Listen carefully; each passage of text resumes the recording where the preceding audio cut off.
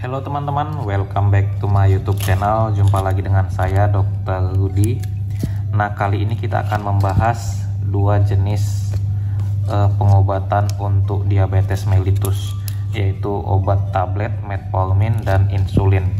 Ini ada Humalog Quick Pen ya teman-teman. Nah, yang menjadi pembahasan, kapan sebaiknya kita menggunakan insulin dalam pengobatan diabetes mellitus. Simak ya teman-teman.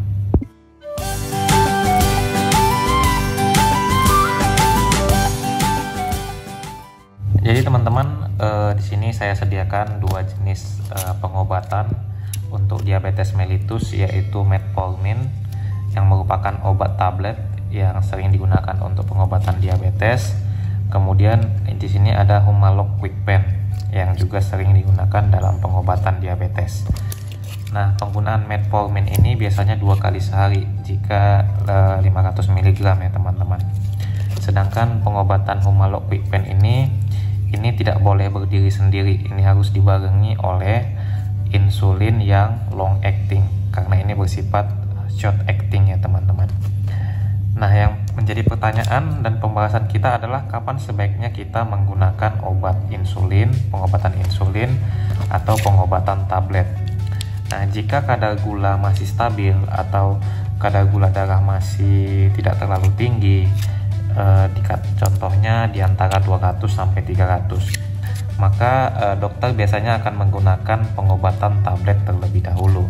Contohnya metformin, glimepiride, glichiazid, pioglitazone, acarbose, dan lain sebagainya.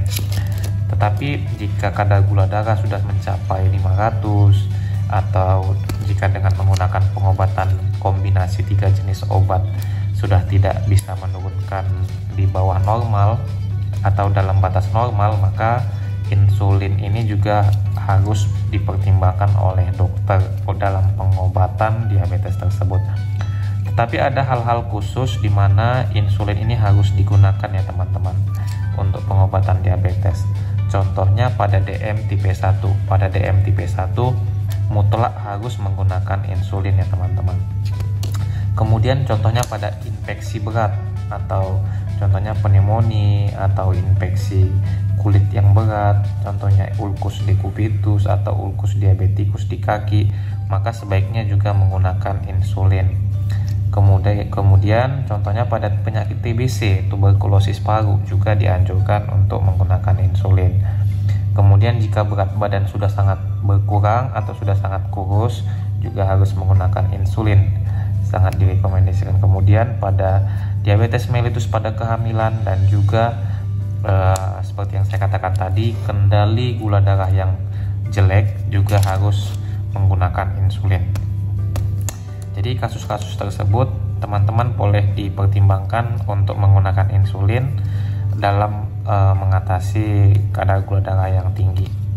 Sedangkan pengobatan tablet, contohnya metformin, ini sebaiknya dilakukan jika masih dalam kondisi yang stabil ya teman-teman, atau kadar gula darah yang tidak terlalu tinggi.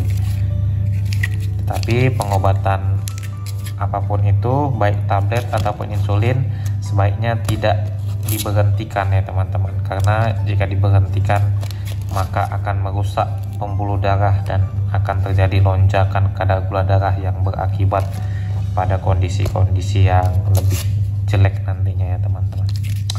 Oke teman-teman, cukup sekian informasi singkat saya teman-teman tentang kapan sebaiknya menggunakan insulin dalam pengobatan diabetes. Jangan lupa like, komen, dan subscribe serta bagikan bagi teman-teman yang membutuhkan. Terima kasih, salam sehat.